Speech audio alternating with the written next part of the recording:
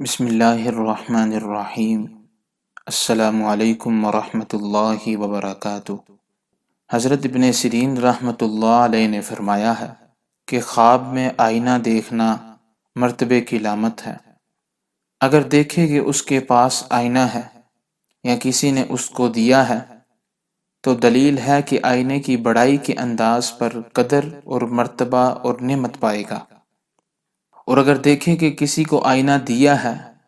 تو یہ دلیل ہے کہ اپنا مال و متاع کسی کے سامنے پیش کرے گا، اور اگر دیکھے کہ چاندی کے شیشے میں نگاہ کرتا ہے تو یہ دلیل ہے کہ اپنے مرتبے کو نفرت کی نگاہ سے دیکھے گا، کیونکہ تعبیر بیان کرنے والے چاندی کے شیشے کو برا خیال کرتے ہیں۔ حضرت جابر مغربی رحمۃ اللہ علیہ نے فرمایا ہے کہ اگر خواب میں آئینے میں معروف خوبصورت چہرہ دیکھا ہے تو بادشاہ ہوگا،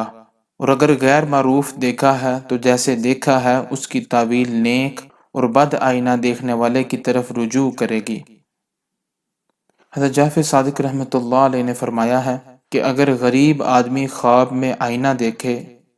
تو یہ اس بات کی دلیل ہے کہ عورت اور بزرگی پائے گا، اور اگر لڑکی دیکھے تو اس کی شادی ہوگی اور وہ اپنے شوہر کے نزدیک عزیز اور گرامی ہوگی۔ اگر خواب میں دیکھے کہ اس کو کسی ایسے آدمی نے شیشہ دیا ہے جس کو وہ نہیں جانتا تو یہ اس بات کی دلیل ہے کہ غائب دوست کو دیکھ کر خوش ہوگا۔